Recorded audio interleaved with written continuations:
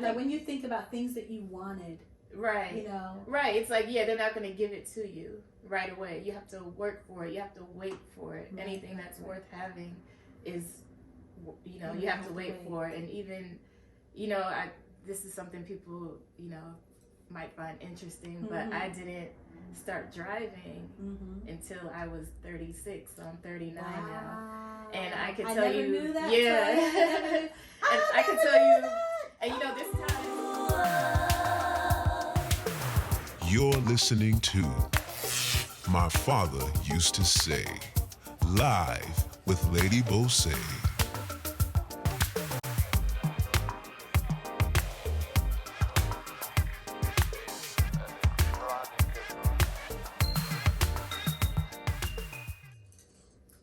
Hey everybody, welcome. It's your girl Lady Bose, and this is My Father Used to Say, episode 1. I'm so glad that you're tuning in with us. Settle down, let's get comfy. We have a very special guest. Her name, Miss Toya Brown. How are you, Miss Toya? Hey Bose, Hey. how are you doing? I'm doing good, and I'm so Good. glad that you came. Thank you for bringing your love, your joy, your patience. Because when I tell you, you have so much patience and so much just poise about yourself that I love. And I'm so glad that you're going to be sharing your story, sharing all the goodness of your upbringing with the people today, and why you are this wonderful, successful person now in Atlanta, Georgia. Tell the audience about, you know, how you grew up. Okay. What was it like in the Brown household? Well, first of all, before I get there, thank you for having me on your podcast as your first guest. So I'm honored and I'm excited for you. Thank you. How was your upbringing? Like, so, because we know how it can be. It can be a whole bunch of levels of ups and downs, and most times we don't know what we're going through when we're young. Right. But now that we're older, we can really speak on it, and we can go back into that household, the Brown household, and just talk to me about how it was. Yeah. So I grew up in what they call Manalapan, New Jersey. Okay. So it's central Jersey. It's the suburbs. It's, in my opinion, you know, the white picket fence. Okay. Two child household, two parents. I was thinking more like you was born and raised in Jamaica, and you was like, what love? I was thinking no. So, well, you know, my father, he's of Jamaican descent, or he is Jamaican. My mother is American. Okay. You know, we're all descended from Africa at some point down the line. But I consider myself a Jamaican American, and so. Yeah, but we grew up, you know, me, my sister, my mother, and my father. And so, raised in Manalapan, New Jersey. What was instilled in us as children was education. Yes. And, you know, being raised with ethnic parents, especially from the Caribbean, from the Africa. Cultured parents. Right. Education is a huge part of that. Right. And, you know, even though we consider my mother as the genius of the family, that was not really the person, or she was not really the person we considered to instill the discipline in the education. Why do you think that was? Talk to me about that. And so, you know, my father used to say, or, you know, but, you know, he had to work for his position in life. Yeah. So he grew up in the hood of Jamaica. Yeah. Yeah. They weren't playing around over there. Paved roads, you know, shootouts on the you know, in the neighborhood. As they say, every town, every country has their ghetto. Exactly. Yeah, it has a hood, has a ghetto. Exactly. And you know, for him and people from his community, the only way to make it out is through education. Yes. And so it's when you make it out, that's something that you're very proud of. Right. And when you're proud of it, it's very big in cultured communities. Like, you know, you got to get an education. Exactly. That was things that my father didn't care about. Nothing else. Exactly. He cared about, I don't care if you call your hair off. I just want you to pass and make an A and only A. Exactly. Only A. That is key. If you are doing B, you are just getting by. Yes, and even an A minus, you can still do better. You can still get an A or an A plus. You already know. So that's one thing we share in common, right? And later on, I'll be sharing with the audience like how we met, because I love jumping into stories. So I don't want to jump into like how we met first and like all that long story about that. I want you to tell me like who you are so the audience can get right into it. So yeah, I'm enjoying this. Let me not take over the show. It's your platform right now. So tell us, because of the educational importance in your household, please share with us like how did that resonate when it came to your father instilling that in you? Right. You know? So, you know, a lot of things you don't value until later in life when you're in hindsight. Yeah, and so, you know, in those moments as a child, you become a little like upset. You don't understand because, like we said, if you're making A's and B's, why are you so tough on me? Yeah. To make all A pluses. Give me a chance. Yes, and you know, you compare yourself to other children, you'll be like, I'm a good kid. I used to say that all the time. Yes. All the time. But, you know, as an adult, I see where that discipline has benefited me in life. Yeah. Excellent. And so, you know, a lot of people look at me and they're like, oh, you're so smart and you're so organized and you're so focused and patient. Yes. You know, I love that about you. Ooh, I love that about you. Like so many. We could talk about stories, but yes, that patience and I want to jump into that. Where did that patience come from? I honestly, I guess my parents. I don't really know. I think when you think about things that you wanted, right? You know, right? It's like they're not going to give it to you right away. You have to work for it. You have to wait for it. Right, anything that's worth having is, you know, you have to wait for it. And even, you know, this is something people, you know, might find interesting, but I didn't start driving until I was 36. So I'm 39 now, and I can tell you, knew that, and I can tell you, and you know, this ties to education, right? And I can tell you a brief story, but yeah, that's where we're at. Yeah, that's where we're at right now. So you know, most people, they get their license when they're 18, and so I believe I had exams, like midterm exams on my birthday, and it was the same day I was supposed to get my license. Right. And so I never got my license for that reason. Right. But so I waited, and then my father said he would get us a car if we got all A's. And I think I got like all A's and a B or something. Right.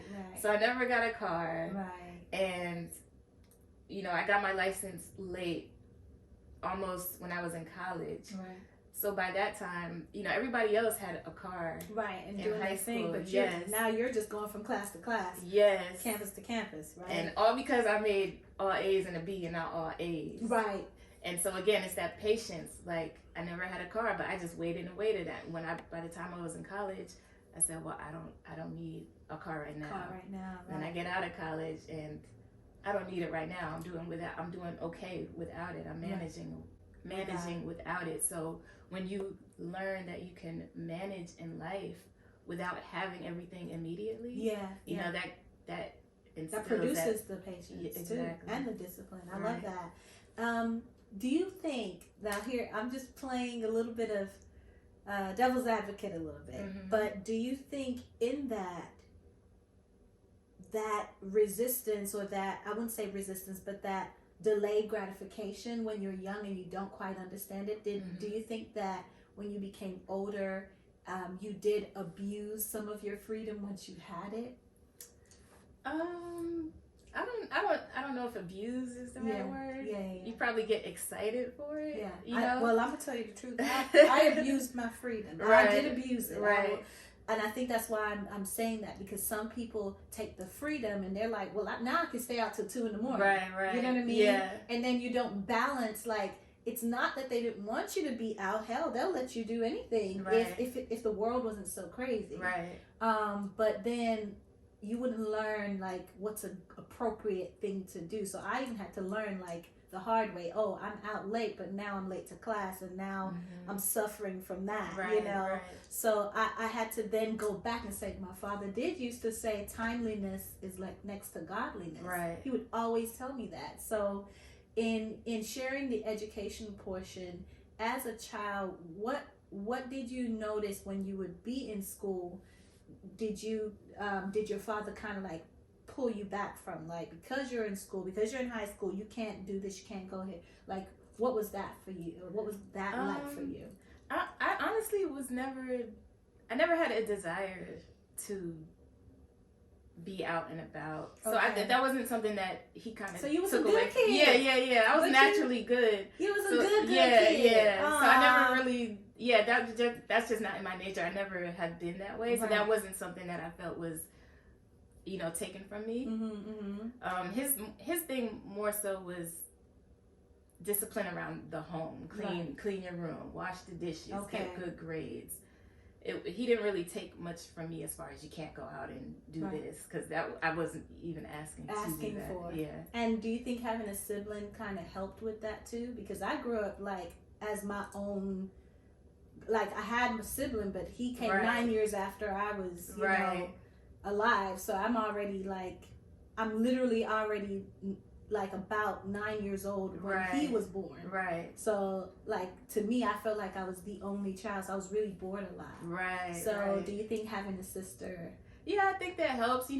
She takes the first steps before I do. So, she's older, right? Yeah, she's older. She's like a year and a few months older than me. But, of course, like, probably my first experience going to a club probably was going with her. That's right. We're from Jersey, so New York City is the place you want to go. So my first time going to New York City is probably following her. Yeah. So so I think she kind of maybe had filtered some of that, yeah. Because that could have been like scary if you were by yourself. Right. And being the personality type you are, you probably never would have jumped in.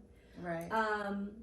So you were talking about how, I wanted to get to this point because it was really good, and you was talking about how making sure that your home was clean and things like that. Are there things that you would do while you were cleaning your home that now contribute to how you take care of your home today? Yeah. And like, what were the things he would say to be like, oh God, I don't understand it, but now it's your constant when you're doing your own cleaning, even in your mind, like you're cleaning your mind, you're trying to organize your life. Like, talk to us about that.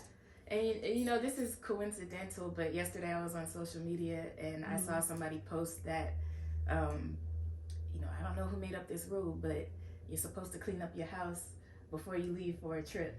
Yeah. And I always thought that was something that just my father used to say to me only. I thought that was only in our household. Right. So when I saw that yesterday, I was like, oh, that's a thing. That's a thing. But that's a thing that I do now. So, before I leave the house for an extended period of time, I make sure that I clean my household. Right. And I didn't really understand it before, but now I do it because I want to do it, because when I do come home, it's such a peaceful place. Yeah. You don't want to come home. You don't have to like start like being like, what the heck? Why did I leave that? Why are there bugs here? Because I left stuff on the floor. Like, right. Crazy. And also because you not even leaving for an extended period of time, but you learn the value in your own space.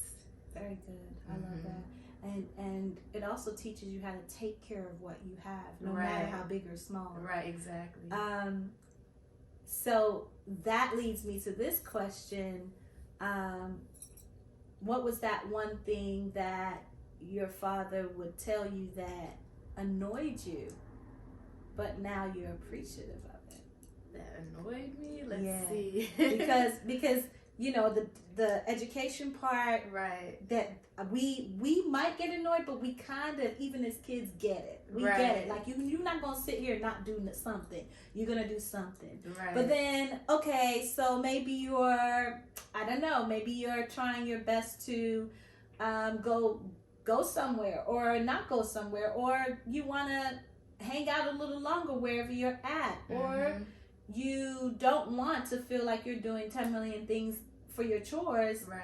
And your dad would say XYZ to kind of get you to remember, like, you know, tight shit, let's go. Right. You know, was he a fun dad? That's the question I want to ask. So I mean, we have very distinct personalities in our family. Okay. And so, yeah, definitely of the four of us, he's definitely if there had to be a comedian, he would be the comedian of the family. So wait, it's not funny if there had to be. Is he funny? Yes, or not? yeah. If there had to be. He has a different sense of humor than the rest of us. Okay. But him and my sister, they're the more outgoing, extroverted personalities. Okay.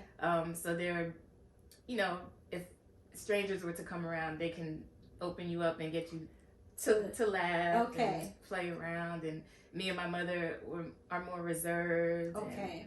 And the quiet ones. So, you know, we may have a sense of humor, but in our own little way. Comes real small and then comes subtle, back. Exactly. Yeah, because I've seen that time and time again. Look, Toya funny. Don't let her fool you, okay? This girl. We have more like a dry humor. Man, and it be so dry that you just be choking on a laugh, okay? Like, for real. But, you had told me something the other day, and I'm really trying to remember it. Hate that I can't remember. It was so good.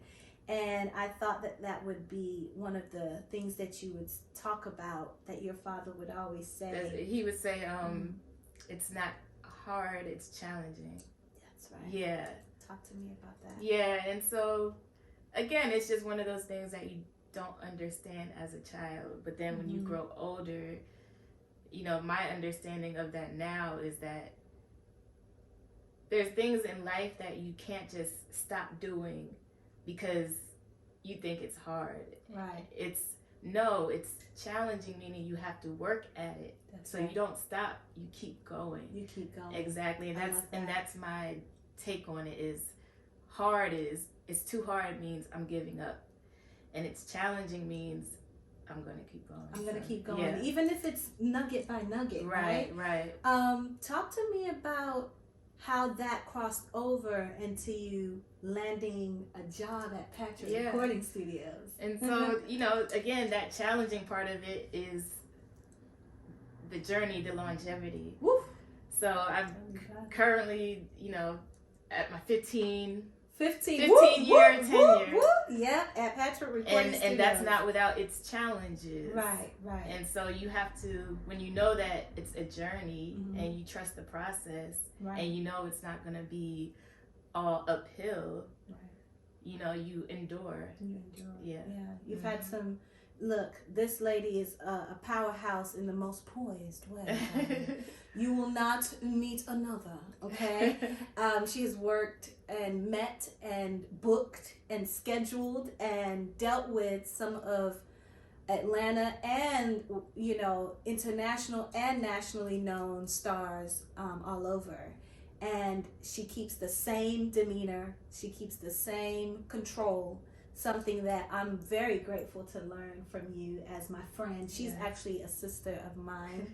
And I've been blessed to have a lot of sisters, but I thought this would be a perfect time to share who is really sitting with me on the blue couches this afternoon, just to talk about her upbringing and talk about how her mental strength from her beautiful family has helped her become the success she is now. We all have something to learn, and we're all challenged time and time again, but it's perfect. It's not hard. It's not hard. It's not hard. Right. It is a challenge. It's not something you need to say, I'm giving up on. It's a challenge. And 15 years at any job is a challenge. Exactly.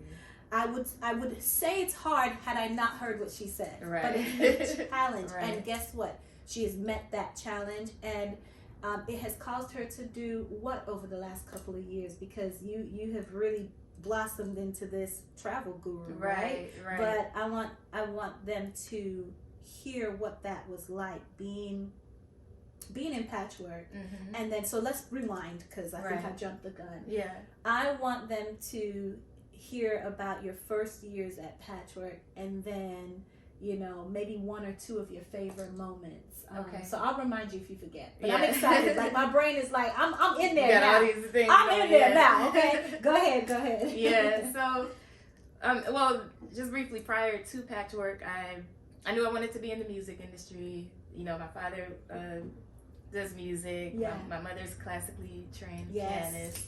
So music is in our family, but I felt like I did not have any talent. So, but I love. You got that ear, girl. Yeah. Because girl, she will tell you you could work on that. She'll tell you quick. Okay. Right. But so I went to University of Maryland. I did a few music internships while in school, and again, I wanted to be in New York City because that's the neighbor to Jersey. That's just the natural progression. Yeah, but that did not work because my parents moved to Atlanta, and not having any money out of college, I moved here with them. And so I was still applying to jobs in New York, but that was getting too expensive to fly back and forth. So I said, I need to find something in Atlanta. So, and that's what I did. I did a couple, regular jobs at the mall and stuff, but I stuck to my conviction that I wanted to be in the music industry and the arts. And so even while I was working regular jobs, I just sent in my resumes to other places, and so finally landed a marketing internship at Patchwork. And so started off making no money. I worked unpaid for a year. And just through the steady grind. Talk about challenge. Yeah, just worked my way up that way. But you were staying where during that time? During which time? No job. Just just internship. First I was staying with my parents, and then throughout the years I probably moved like 4 or 5 different times to my own apartment. Yeah. Until I finally bought my own place. Awesome. And once you landed the job, how did that how did you actually get the job? Yeah. Can you tell them what you do? Yeah. So again, just was hired as a marketing intern, and so really that's the stuff people don't really realize. They see me in the position that I'm in now and think just I'm in a great position and I just magically landed here. And it's like no, I was not even in the building period for like the first 6 months. Like I think I was in the building for my interview and maybe a couple meetings, but other than that I was on the street handing out flyers, going to clubs. Like it was really a street team. And then from there, after that first 6 months, they said they want me to come into the building, and so I did more marketing in the office, so sending out email blasts and writing newsletters and stuff like that. But this is still all unpaid. And then shortly after that, a position opened up at the front desk. And so I think they gave it to somebody else. I was like, what? Yeah. But they didn't last too long, so I was able to fill that position and only working a few hours a week. But when somebody looks at you and they see something, you're still working, and I was taking everybody else's shifts because they didn't want to work. Right. And so when you see, well, dang, this person is working and these other people don't want to work. Right. Let me give them the opportunity. Right. And aren't you glad that came from somewhere? Exactly. Yeah. Exactly. Because had mom and dad been like, my dear, you can do whatever. Exactly. Exactly. If it's too hard, give up. Yes. Yeah. Too hard. It's okay, my If you're not making no money, give up. Yeah. Just stay home. You don't need a job anyway. Right. You know, which is what some people that want to kind of what is it like? Cradle their kids because they don't want them to grow up. Exactly. Oh no, not cultured parents. Right. No. You will be out there, at 14, exactly. Like, what are you doing? Right. Jamaicans, they got 3-4 jobs. That was me at one point. I had 3-4 jobs. I was commuting from Maryland to New York to go work at MTV, doing that like twice a week. You keeping back jams and working at an intern. Working a job and 2 internships and doing school full time. See, look at that. Going from state to state. That's the discipline that you were instilled, like, and that couldn't have come from no other place. And that's why I'm so excited about talking to so many beautiful people and their journeys, because when people tell me one thing that my mother told me the other day, right? It's not about my dad now. Moms matter too. Right. Okay, but honestly, she told me this in respect of how obviously I was raised, but she was like, you have a lot of amazing friends. I've seen your videos and things, and you showcasing what you've done. With your release, the single, right? Yeah. And you're in the video and so many others. But just looking at the pictures, she said you have so many great friends. And I just put it right back to them. I said, well, you guys instilled in me how to be a good friend. Right, exactly. And I was like, because of that, I'm able to pick wisely. I didn't know I would, but I'm able to because of you guys, And so you worked at MTV. How long did you work there? Probably like 6 months or so. How was that? It was great. That was that freedom part, going out into the city by yourself and at such a reputable company. It was just an adrenaline rush. Right. Because I remember I lived in New York, and those short years of being in the city, you just feel like you're like, man, it's a rat race, but I'm the fastest rat. Exactly. You're moving like 0.25 miles per hour. And what's crazy? Like, you go through your journey in life, so at each stage in your life, you seek out different things. Right. So I think at that point in life, I loved the adrenaline rush. I loved being a workaholic. I just loved all of it, Right. And now I've transitioned into, I don't want that hustle and bustle. And you make me laugh at that. She makes me laugh because at 9:37, her eyes would be like drooping, and you'd be like, "Girl, let me just let you go, cause it's good." So, but that's just what life does. You're right. So I wanted you to share with us some of the. I told you I'd remind you. Some of those first few years of Patchwork. Once you got in the position, now you have gotten that role. You are a front desk person, but then you became one of the managers. So I remember you telling me about that, but in detail, I want the audience to kind of like get a grasp of what that's like. I mean, Patchwork Recording Studio is one of the #1 music recording studios here in Atlanta, Georgia. And pretty much the South, I would just say. Let me just put it out there, okay? But who's who? They've pretty much recorded there. And I'll get to some of the people that she literally met yesterday and called me and told me they were in the studio. So, but that first couple of years, when you had the front desk position. Any challenges that you were going through there that you took home and your father was able to like keep you going by saying, well, don't worry about that, or do this, or I would suggest doing that. Did you go through anything like that? I know it's kind of like on the spot and you have to think through it, but just tell us what it was like when you started actually booking for these major artists. Like, what was the first time you remember booking for like, oh my God, so-and-so just got off the phone with me, or their company or their label?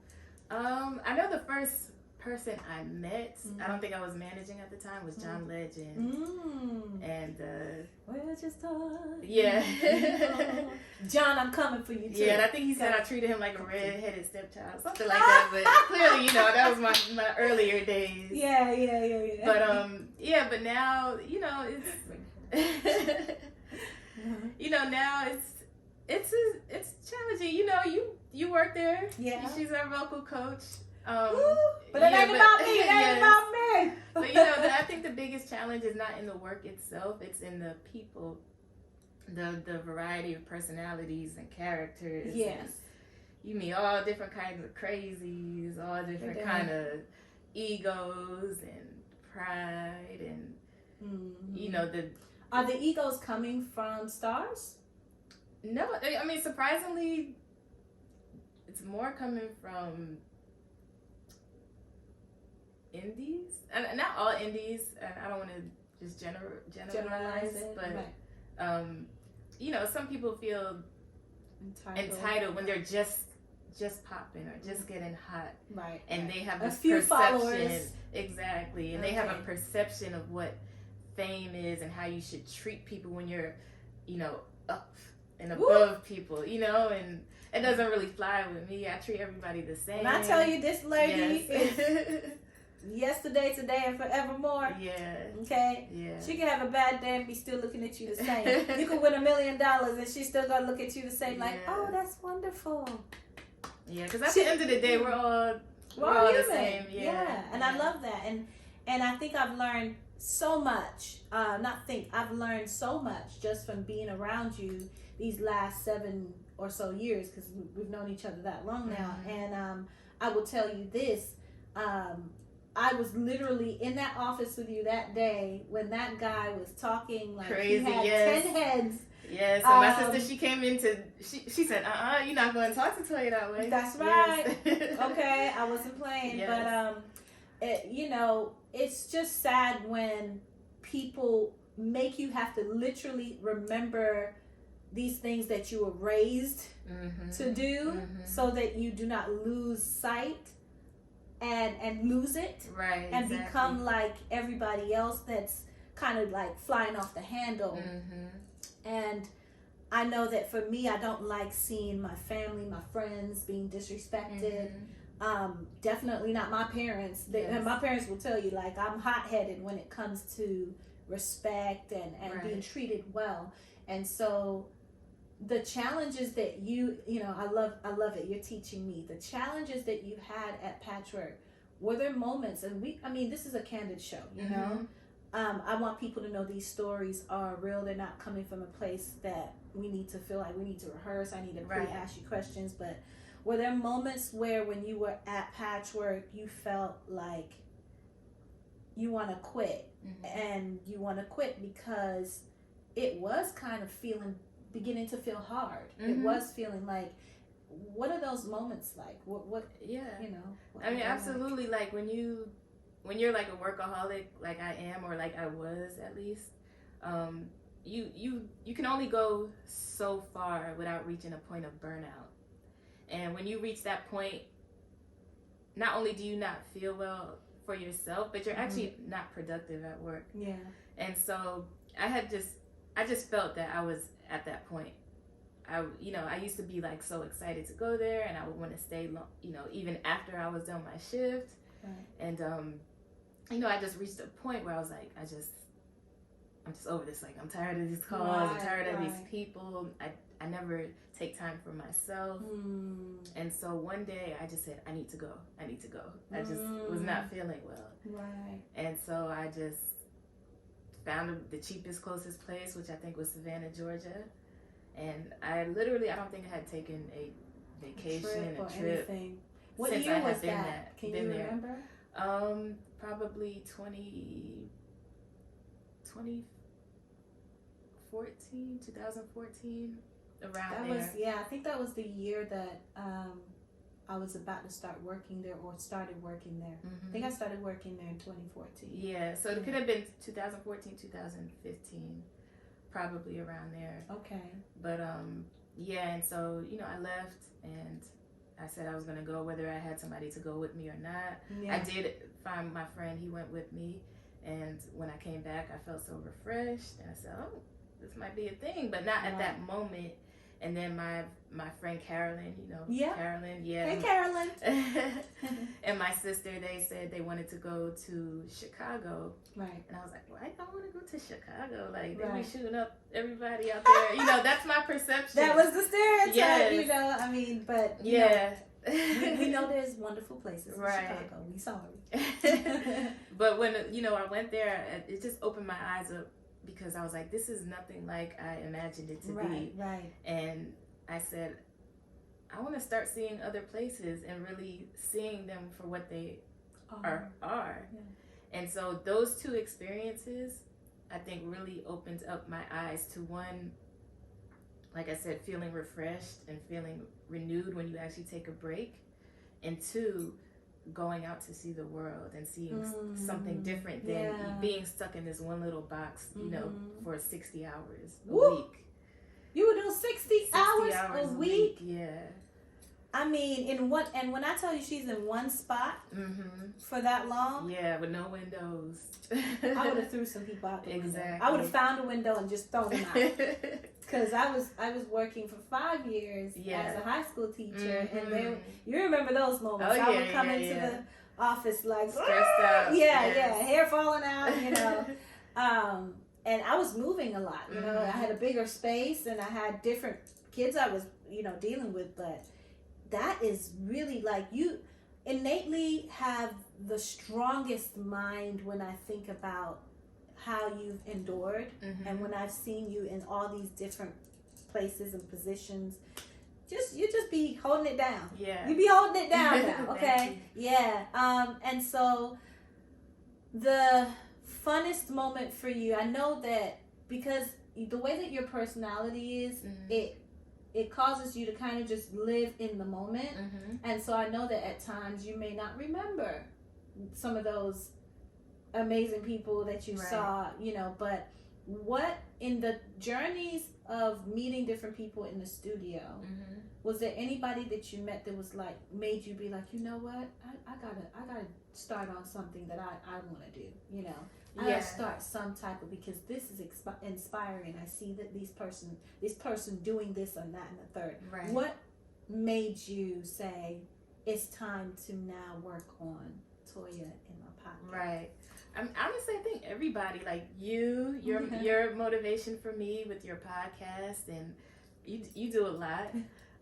Just thank you. You know, the one thing is we are like a family there, so we. You know, some of us bicker, you know, we don't get along, but everybody has their thing. And you've even kind of shown me, you know, in the earlier years, there was hardly any females in the studio. It was probably like me and always one other female, and just everybody else was male. Yeah. And so meeting people like you, and now we have a whole bunch of female engineers. Patchwork ladies. Yes.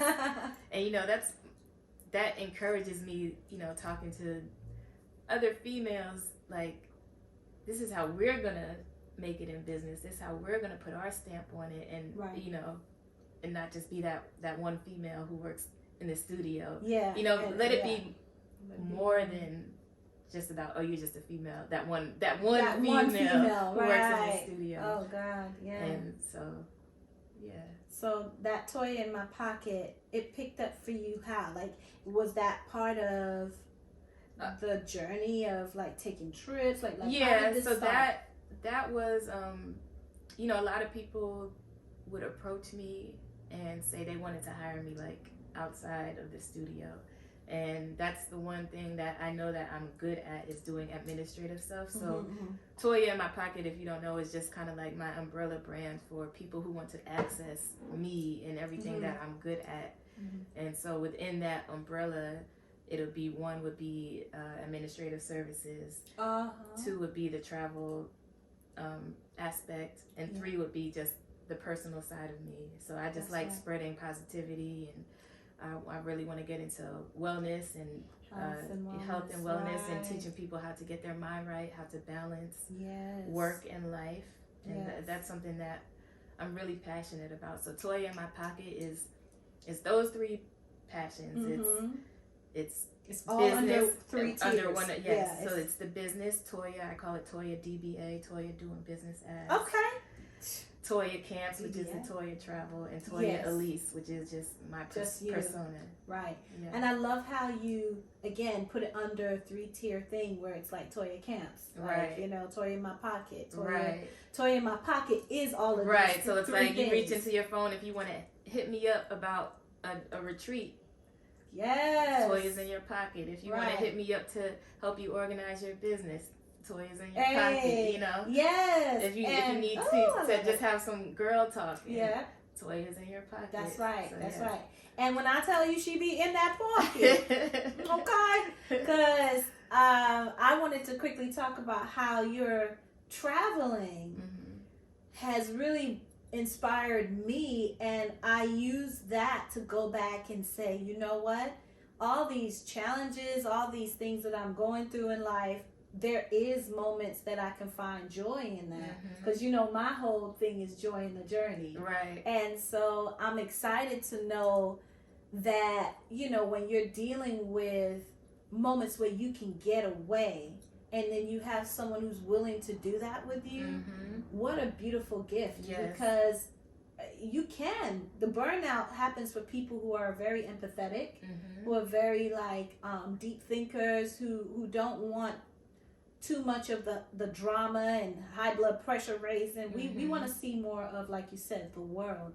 And so you were the one who actually encouraged me to travel. And my first big, I'm going, it was with you. Yeah, so Puerto Rico. Yeah. Puerto Rico. Yeah, because prior to our trip, I had taken several trips. I had committed to traveling once a month. Yes, you told me. To a different place. And at that time, I said, I'm going no matter, again, whether I have somebody to go with or not. But my preference definitely is traveling with friends, traveling with people. Those have always been my top trips. Right.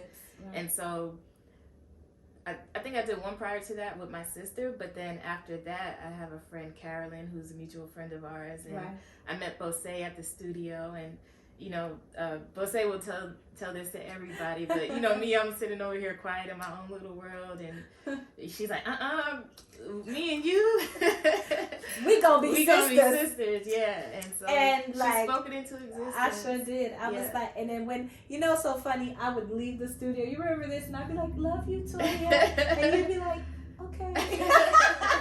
She'd be like, okay. Yeah. And in my mind, you actually smile. Encourage. I'm even that's another thing about my family. Right. We've never really been an I love you family. Oh. So that's not our thing. We know we love each other, but we don't say it verbally. Me and my mother, our thing was mushy mushy, because I was like, why are you so mushy? So I say mushy mushy instead of I love you. Right. But now I'm learning, and you say it a lot. Yes. And I'm learning, it's okay to say that, because when you lose your loved ones, oh my God, you want them to know that you love them, and don't be afraid to say it. And is that something that you feel comfortable speaking with, talking about now in terms of that recent loss? Is that something you're okay? Yeah. Okay. Yeah. So let's go into that challenge. Yeah. Because it's not hard. Yeah. We don't give up. We don't give up. Yeah. But you're, again, I love you so much. Here I go again, right? Mushy. But I do love you so much because you inspire me, even in that. So talk to us about what it's like to still have to, go to work and still, when you lose someone like your mother. So. Yeah.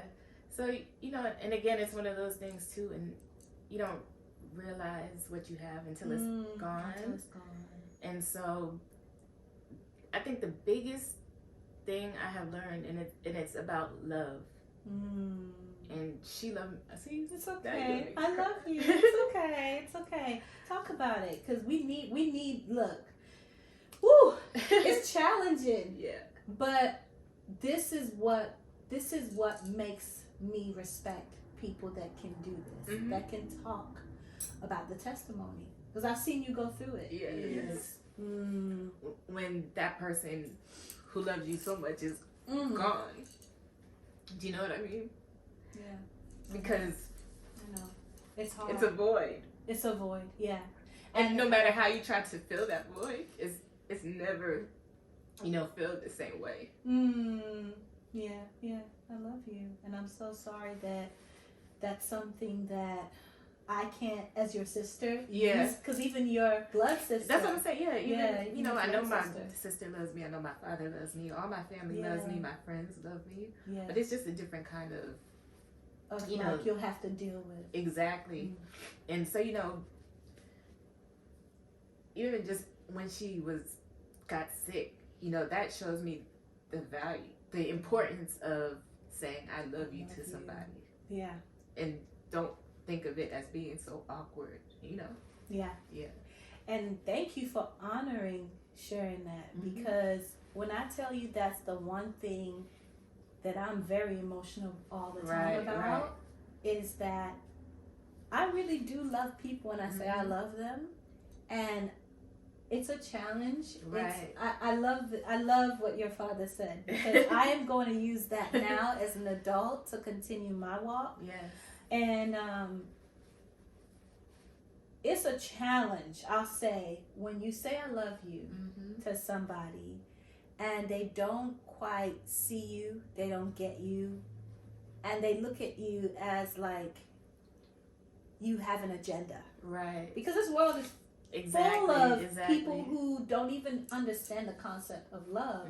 But I think that love is not as scary as, as I guess it has been to those who have been traumatized by disappointment and let down and stuff like that. But because people that were raised with some type of a foundational strength, an ability to trust in, like, okay, if my father is saying this must be what I gotta go with.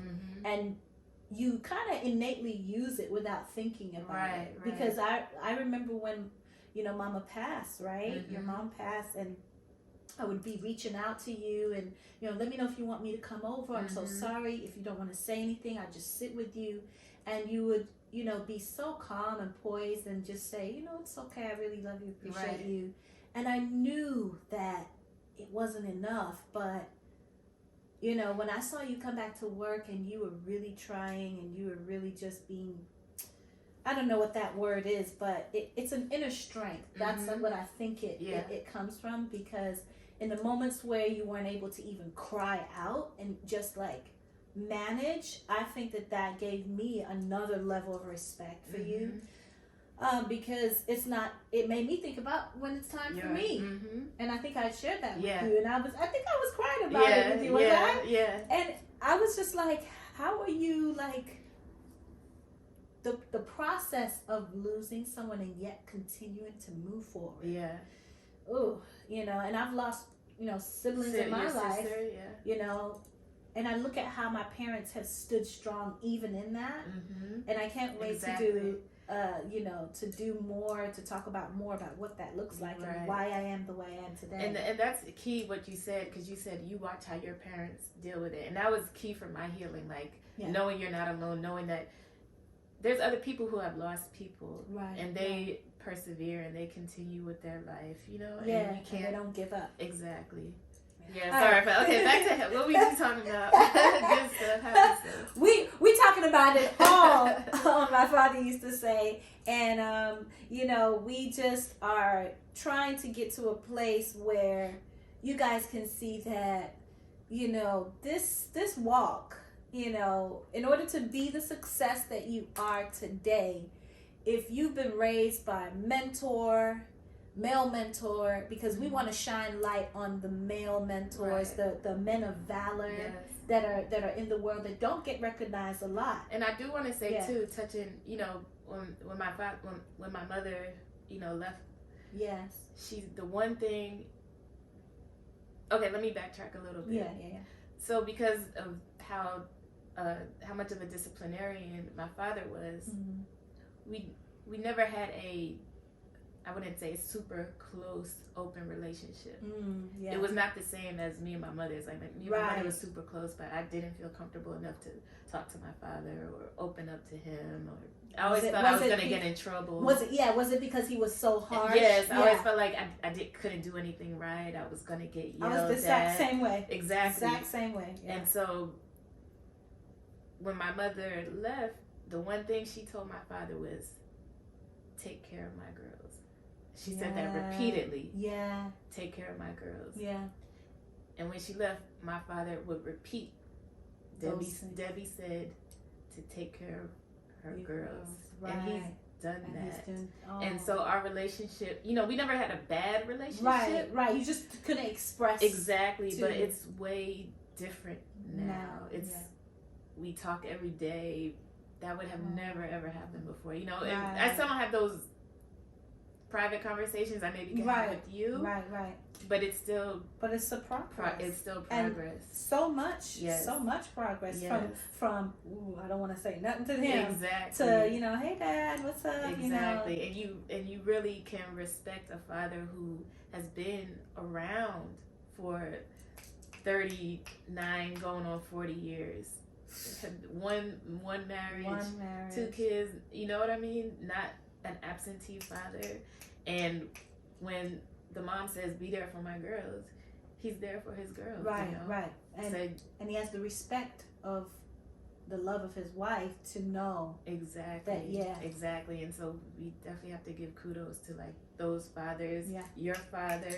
Right. Exactly. And by the way, my dad, you can't say nothing about Toya, okay? He love him some Toya. Yes. He'd be like, how is my daughter? I'd be like, you mean me? No, Toya.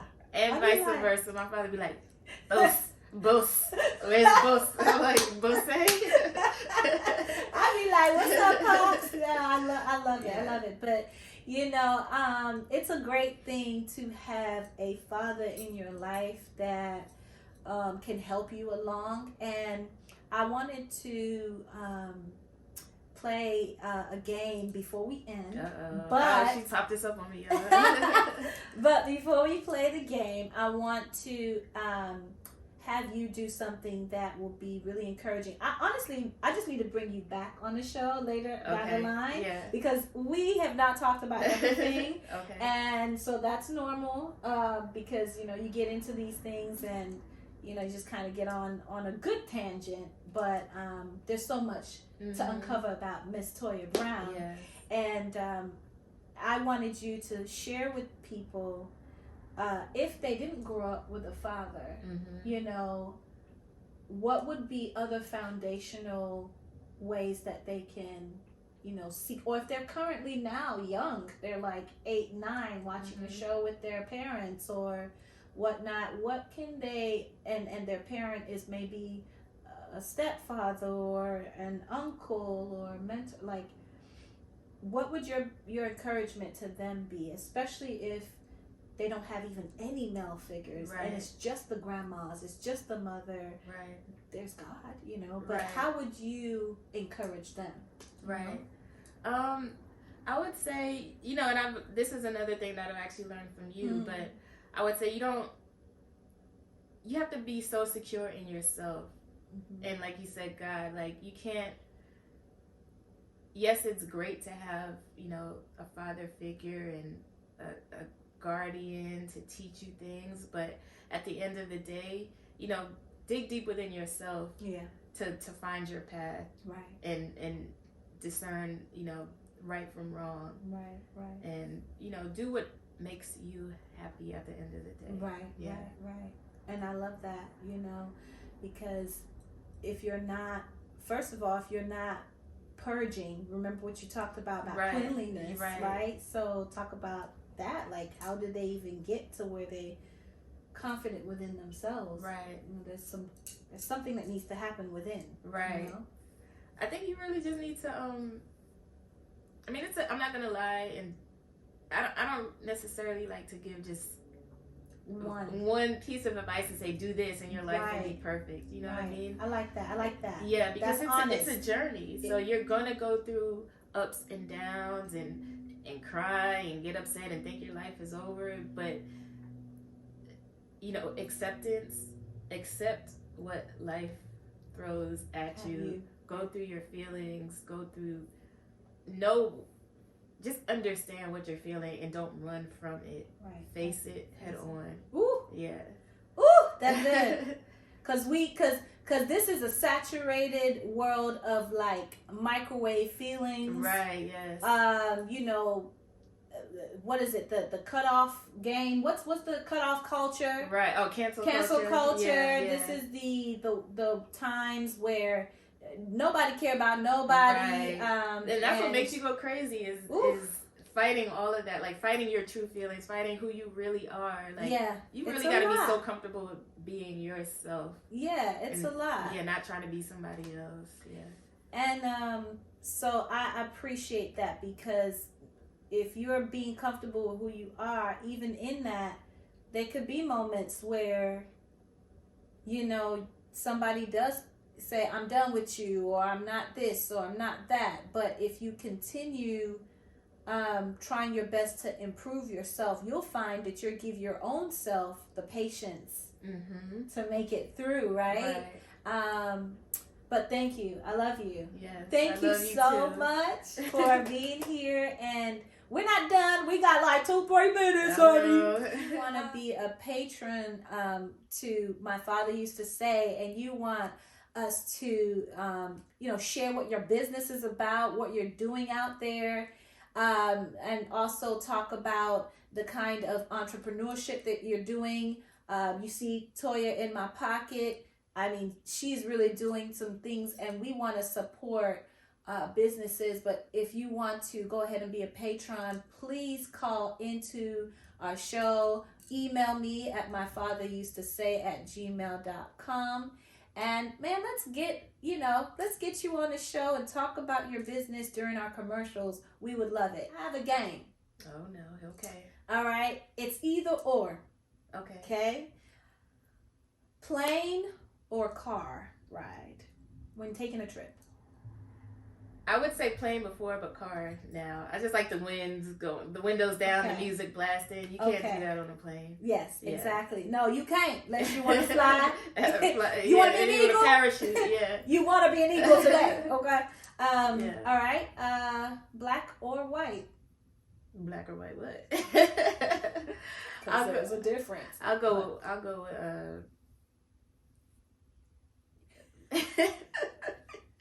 black skin in the White House. How about that?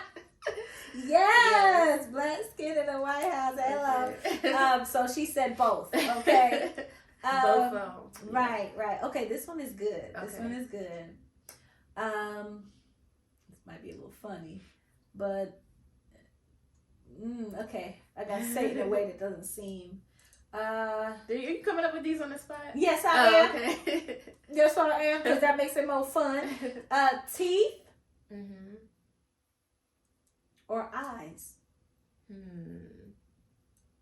I would have to say teeth. Why? Because I can't be kissing up on all of that. Okay. I'm just saying. See, why she got to go there? Why she had to go there? Okay, because I might have just been saying for your own preference. I've never really seen ugly eyes. So, yeah. I don't think that's the thing. So I go with the teeth. I've seen some jacked up teeth. I have seen some ugly eyes. So maybe I'm just looking too much. But yeah, you know when it's all like, okay, because some of y'all may be feeling some kind of, so, okay. And the last question, would you prefer silence or loud? Definitely silence. That's the easy answer. Yeah. And why for you? Why silence for you? It's just peace. That's the only answer. Hear more. Peace, yes. You know, that's one thing I'm noticing. Maybe 5-6 years ago, I would have said loud, right? Because I love laughing. I am loud sometimes, but I also have a very soft voice. And so some people always are surprised. They say I should do radio, but I love quiet now. Yes. I love quiet because you can actually hear more. It's actually louder when it's quiet. And it's louder not necessarily because of the noise or the lack of noise, but because it's louder inside you. Right. So you know what you're doing internally. Right. And I think loud is actually a distraction from yourself and what you're feeling. Ooh, that's good. Ooh, that's good. Ooh, that's good. Yeah. You say it again? You gotta say that loud again. Is a distraction from yourself and what you're feeling. Yeah. Because you don't have to, when you got all this going on, I don't cry about my mother when I'm at work. Right. Because it's loud. I'm on the phone. I'm talking to people. I'm not distracted. I don't have to feel nothing. Yeah. That's why I think the older people get that piece of like being able to assess the feelings, assess the emotion before you go out into the world. Yes. I think that's why millionaires, y'all, they be so poised. Yeah. They be like, it's all right, John. Go ahead. I know the company just shut down. It's all right. Let's go ahead and revamp. What about the savings account in Switzerland? Right. Let's pull that up. Oh, yes, I forgot about that, Johnny boy. All right. So, but that's it. We're done. Okay, we're done, and this is it. Thank you for tuning in, and please pay attention to episode 2. It is coming next week, and I am so thrilled about our next guest. I'm not gonna tell you who they are. You're gonna find out. Okay. All right. So if you need to follow Toya Brown, she's gonna give you her handles right now. Yes, you can follow me everywhere, pretty much. Toya.Elise. That's TOYA.ELISE. Thank you. Love you. Thank you for having me. Real lights on us. All right.